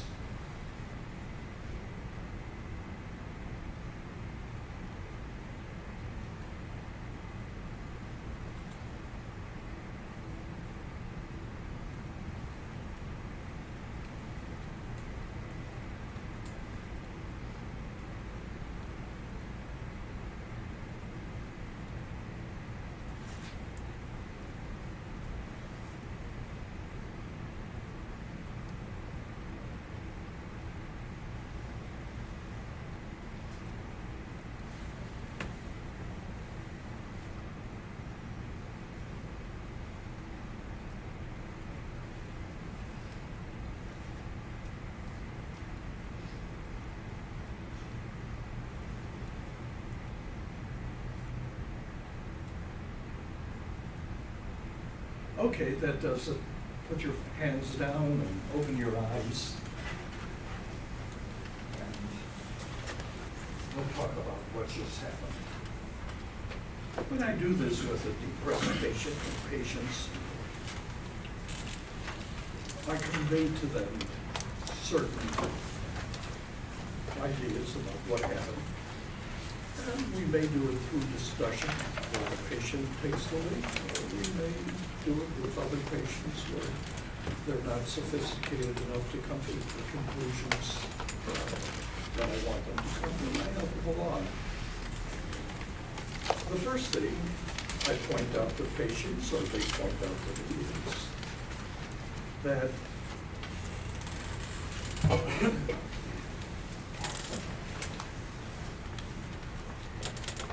what you feel is based on what you think. In more formal terms, under every feeling, there is a cognition. And incidentally, independent of depression, that's an important concept. So, if a patient says, I feel or felt angry, for example, something that happened, then a lot of therapists will want to discuss, do you often feel angry, and what about this precipitated the anger, and how long did it last, and what did you do about it? They deal with the feeling. Adlerians accept the fact that there was a feeling, but they attack the underlying cognition. Because when a person, you, I, or anybody else, says, I feel or felt angry, the cognition is there is something about the world or about me that needs changing. And if it were to change, I wouldn't feel angry. So, what you feel depends upon what you think.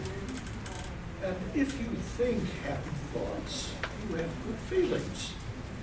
And if you think lousy thoughts, then you have lousy feelings. Secondly, I communicate to them, or they communicate to me, as the case may be, that they are not helpless.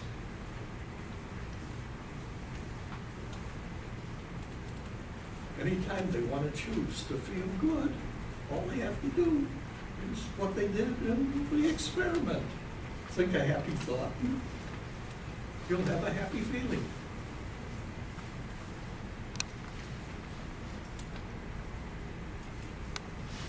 A third thing they will learn is their depression can change.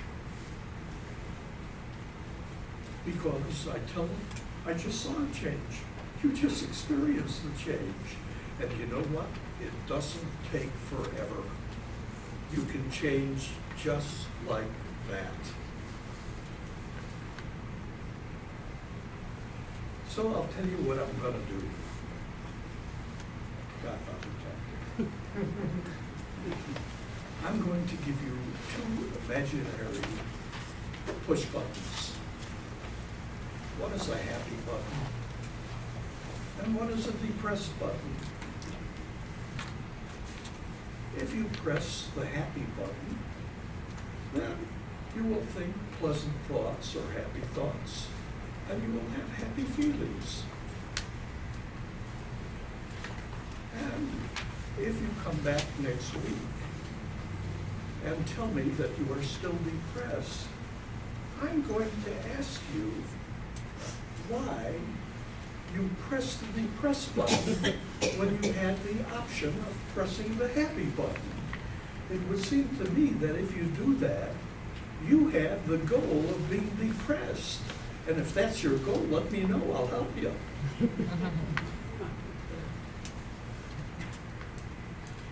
So they become aware that they have choice, and that depression is not making them a victim. They are depressed. This doesn't make them bad people. They're depressed because they choose to be depressed.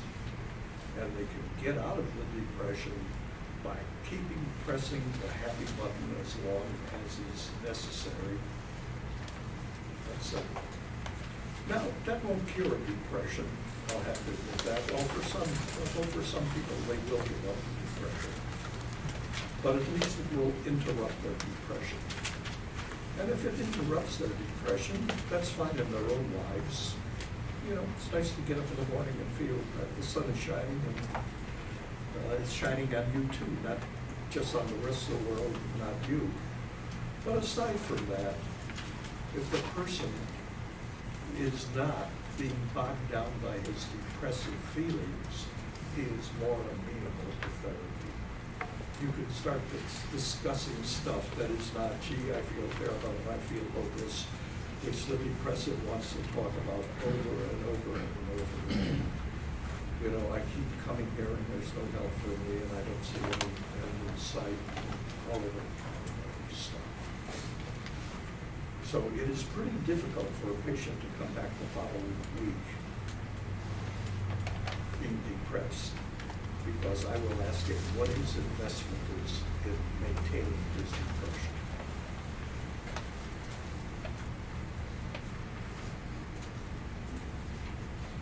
So these are some of the things that we do with depressives, but sometimes these things are not enough, or in some instances they don't work.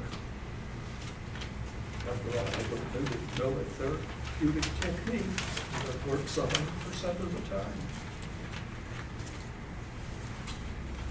In which case we have to engage in active psychotherapy.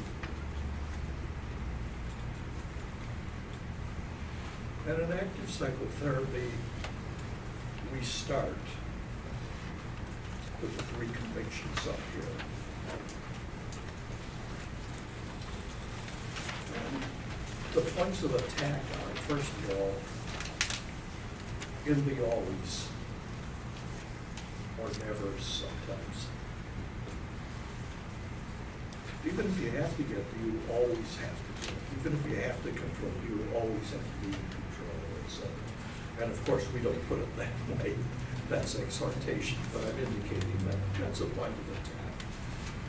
And secondly, even if not always, might there be a better solution than being a getter or being a controller or any of these other kinds of things? Perhaps you might be willing to take a different direction in your life.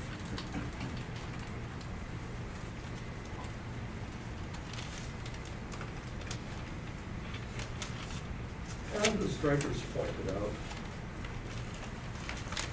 you have to be cognizant of and also let the patient be aware that his depression is what Dreyfus called a vacation from life.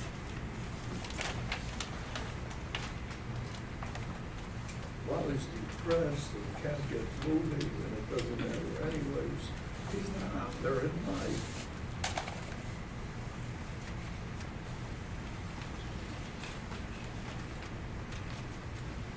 And as one psychologist, or 2 psychologists wrote, they wrote a book called The Mental Hospital as a Last Resort.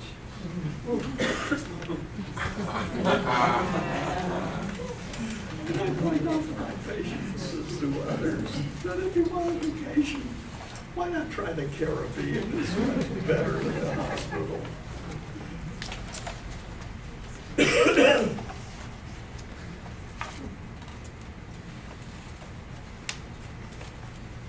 Okay, here's where I'm going to stop and leave some time for some questions, comments, whatever you have.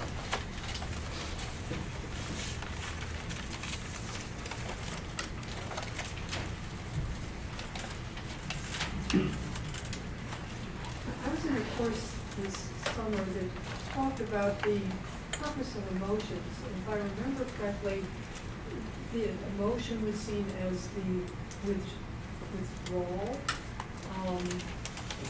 emotion, and the purpose of it was to withdraw when you see yourself in a situation where you can't win. This fits in pretty well with what you're talking about, doesn't it?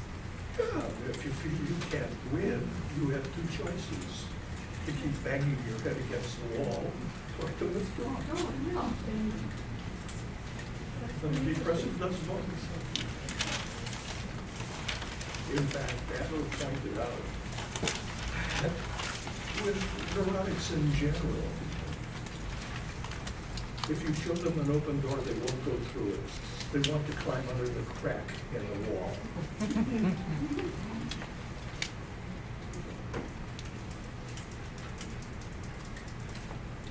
Yes. Can you say a few words about the offensive component of the depression? The offensive component? Yeah, the accusation. Well, it goes with the getting. You see, if life sucks, then I have a right to be angry with it and even attack life if I choose to do that. Because life is responsible for all my misfortunes and gets in my way and frustrates the hell out of me. And people deserve anything. And some getters are Hitlers.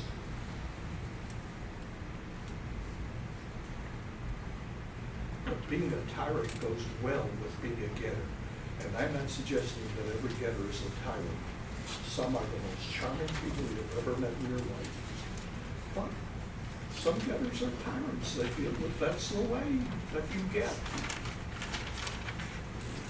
And for one thing, you get people off your back.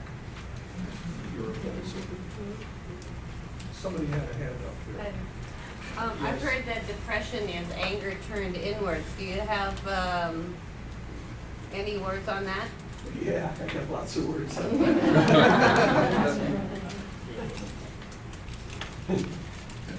Well, we don't see it as anger turned inward, but we see the same phenomenon but explain it differently. You see,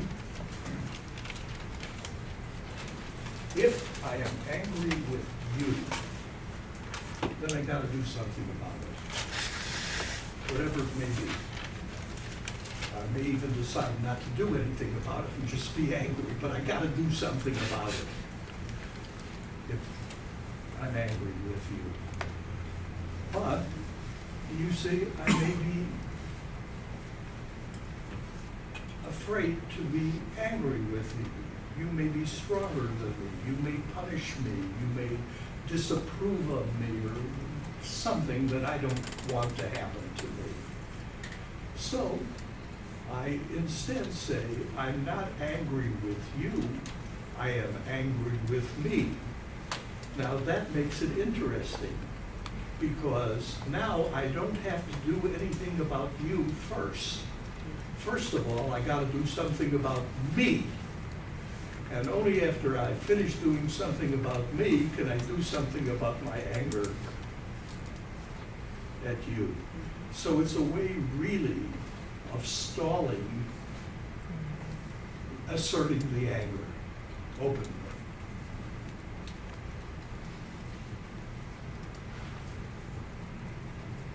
Anything else? Yes.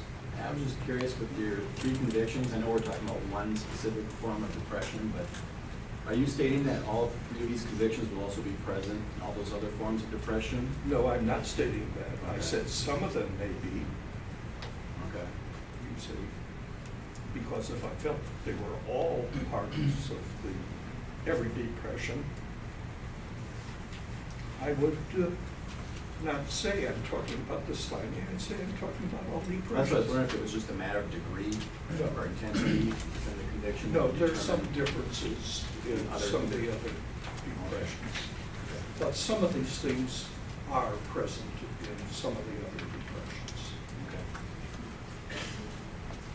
Would you comment about medication or self-medicating behaviors for someone who's depressed? Well, what do you want me to comment? Well, there tends to be an entitlement mentality that I want to or I deserve to be happy. Yeah, with Well, addictions. Entitlement goes very, very well with the getting personality, you see. And in addition to that, there's something that not only depressives feel, but something you feel, I feel. If there's something that we don't like going down, what do we want to happen? Get it over quickly. You see. If it's miserable, we don't want to hang on to it. So people come in to therapy. A severe obsessive compulsive came in to see me, initial interview. And I listened to her rituals and compulsions and all of that stuff. And at the end I said, well, next week we'll start on your lifestyle. I explained that to her and that kind of thing. And she said, "You mean I gotta come back?" People would like a quick fix. And for many people, drugs, whether they are or aren't, are seen as quick fixes. Why do I have to spend my time week after week talking with a therapist when all I gotta do is pop a pill and, I'll be happy. I'll lose my depression, I'll lose my anxiety, or whatever. So this is a phenomenon not only associated with depression, but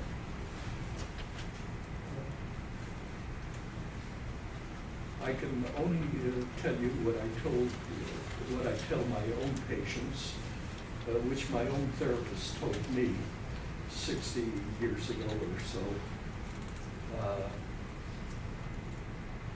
I was impatient about getting my dissertation done. It was taking so long and all of that kind of stuff. And I wanted to get married, but I didn't want to get married before I finished school and that kind of thing. Besides, I lost 3 years to the war, so naturally I was in a hurry to get my degree, having lost 3 years. And he said, he who is impatient remains a patient.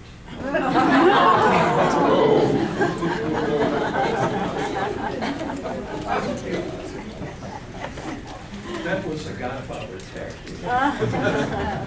I am generally not impatient because I hear results very, very clearly whenever I am tempted to be impatient. If things aren't going good, you'd like to hurry them along and get them out of the way. And medication is seen as a way